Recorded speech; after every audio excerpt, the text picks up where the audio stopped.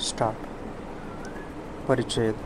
सदरचा दावा transfer of property act कलम 106 नुसार जागेचा ताबा मिळणेकरिता व रुपये 2,54,000 इतक्या भाडे वसुलीकरिता दाखल केलेला आहे.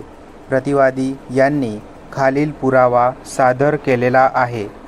प्रतिवादी यांनी निशाणी 75 अन्वये लेखी पुरशीस देऊन त्यांचा पुरावा बंद केलेला आहे. दावा मिळकती या वादीचे मालकीचे असून प्रतिवादी हे सदरील मिळकतीमध्ये भाडेकरू होते. वादी व प्रतिवादी यांच्यामध्ये दावा मिळकती व इतर मिळकतीबाबत दिनांक 1/9/2010 ते दिनांक 31/7/2011 या कालावधीकरिता अखेरचा भाडे करार झाला होता. सदरील भाडे करारान्वये दरमहा रुपये 11,000 इतके भाडे ठरले होते व त्यापैकी दावा मिळकतींच्या वापराकरिता दरमहा रुपये 3,000 ठरले होते. मुद्दा क्रमांक 1 व 2 हे एकमेकांशी निगडीत असल्यामुळे पुनरावृत्ती टाळण्यासाठी उपरोक्त दोन्हीमध्ये एकत्रात चर्चेस घेतले आहेत.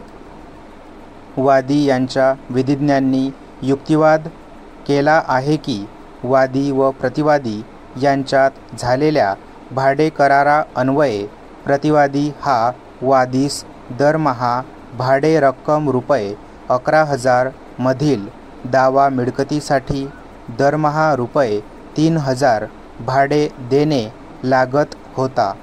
सदरील रक्कम प्रतिवादी यांनी दिनांक 1/9/2010 ते दिनांक 28/2/2017 मधील कालावधीमध्ये भरली नसल्याने प्रतिवादी यांच्याकडे सदरील कालावधीची रुपये 2,34,000 इतकी रक्कम थकीत झालेली आहे.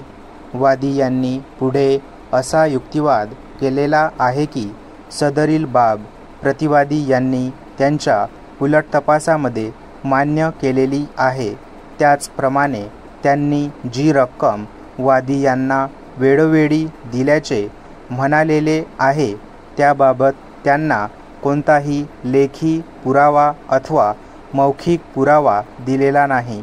त्याचप्रमाणे प्रतिवादी यांनी त्यांच्या सरतपासाच्या शपथपत्रात त्यांनी दिलेल्या रकमेबाबत कोठेही उल्लेख केलेला नाही. त्यामुळे सदरील बाब साबित करण्यास प्रतिवादी असमर्थ ठरले आहेत. याउलट प्रतिवादी यांच्या विधिज्ञांनी युक्तिवाद केला आहे की प्रतिवादी यांनी वादीच्या सांगण्यावरून त्यांच्या कर्जाचे हप्त्यापोटी रुपये 1,26,000 इतकी रक्कम भरलेली आहे. त्याचप्रमाणे प्रतिवादी यांनी वादीस वेळोवेळी रुपये 5,49,000 इतकी रोख रक्कम दिलेली आहे. त्याचप्रमाणे त्यांनी दावा मिळकतीमध्ये रंगरंगोटी करिता, घरपट्टी व पाणीपट्टी करिता एकूण रुपये 1,07,976 इतकी रक्कम खर्च केलेली आहे. त्याचप्रमाणे प्रतिवादी यांनी वादीच्या सांगण्यावरून वामन यांना रुपये 1,13,485 इतक्या रकमेचा माल उधारीवर दिलेला आहे. अशा प्रकारे प्रतिवादी यांनी वादीस वेळोवेळी रुपये 9,01,63 इतकी रक्कम वेगवेगळ्या स्वरूपात दिलेली आहे. त्यामुळे प्रतिवादीचेच वादीकडे रुपये 1,85,163 इतकी रक्कम बाकी आहे. त्यामुळे सदरील रक्कम प्रतिवादीस देण्यात यावी असा युक्तिवाद त्यांनी केलेला आहे. परिच्छेद.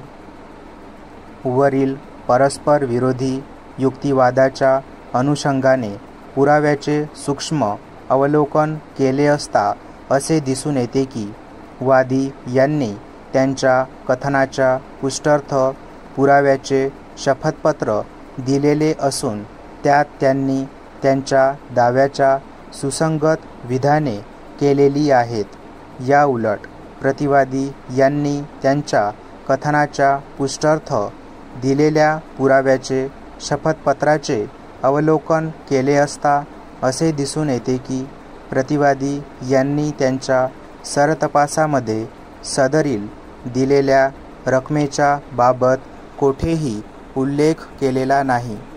त्याचप्रमाणे प्रतिवादी यांनी त्यांच्या उलट तपासामध्ये त्यांनी दिनांक 1/9/2010 पासून ते सदरील दावा दाखल करेपर्यंत म्हणजेच सन 2017 पर्यंतच्या कालावधीचे भाडे त्यांनी भरलेले नाही हे स्पष्ट मान्य केलेले आहे. त्याचप्रमाणे सदरील थकीत रक्कम त्यांनी आज पावेतो न्यायालयात देखील भरलेली नसल्याचे मान्य केलेले आहे. प्रतिवादी यांनी वादींना वेळोवेळी रुपये 9,163,000 इतकी रक्कम दिलेली असल्यामुळे प्रतिवादी यांनी वरील कालावधीमध्ये भाडे भरले नाही असे नमूद केलेले आहे. परंतु अभिलेखावरील संपूर्ण पुराव्याचे अवलोकन केले असता प्रतिवादी यांनी वादीस सदरील रक्कम दिल्याबाबत कोणताही पुरावा दिल्याचे दिसून येत नाही. म्हणून परिपोषक पुराव्याअभावी प्रतिवादी यांनी वादीस वेळोवेळी रुपये 9,163,000 इतकी रक्कम दिलेली आहे ही बाब साबित होत नाही. याउलट प्रतिवादी यांनी त्यांच्या उलट तपासामध्ये भाडे न दिल्याचे मान्य केलेले असल्याने वादी यांच्या विधानास दुजोरा देणारा पुरावा अभिलेखावर आल्याचे दिसून येते.